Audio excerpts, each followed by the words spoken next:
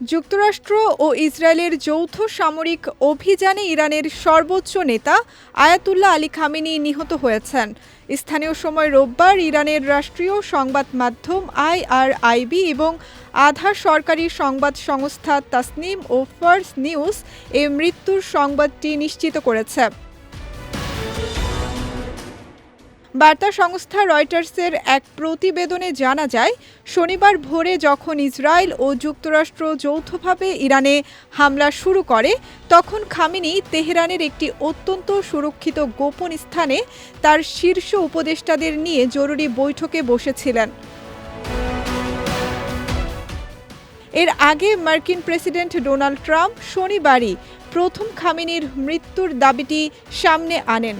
পরবর্তীতে গোয়েন্দা তথ্যের ভিত্তিতে মার্কিন ও ইসরায়েলি কর্মকর্তারা জানান, ওই হামলায় কেবল খামেনি নন, তার প্রধান সহযোগীরাও নিহত হয়েছেন। ইরানি সূত্রগুলোর বরাত দিয়ে রয়টার্স জানিয়েছে, হামলার ঠিক আগ মুহূর্তে সুপ্রিম ন্যাশনাল সিকিউরিটি কাউন্সিল সচিব আলী লারিজানি এবং শামখানির সঙ্গে খামেনি একটি ভূগর্ভস্থ সুরক্ষিত বাংকারে কৌশলগত আলোচনা করছিলেন। এদিকে সংবাদ মাধ্যম আল জাজিরা আয়াতুল্লাহ খামেনির বাসভবন ও সংলগ্ন এলাকার কিছু স্যাটেলাইট ছবি প্রকাশ করেছে। ছবিতে দেখা গেছে খামেনির সুউচ্চ প্রাসাদটি সম্পূর্ণ ধসে পড়েছে এবং স্থাপনাটির চারপাশ পুড়ে কালো হয়ে গেছে।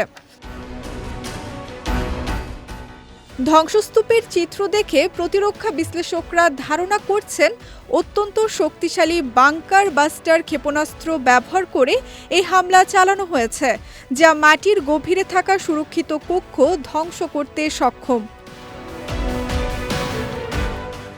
এ ঘটনার পর থেকে ইরানে চরম শোকের ছায়া নেমে এসেছে এবং পুরো মধ্যপ্রাচ্য জুড়ে যুদ্ধের উত্তেজনা এক নতুন মোড় নিয়েছে।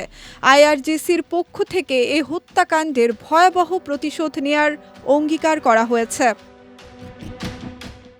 সঙ্গীতা শাহ, বিজয় টিভি, নিউজ ডেস্ক।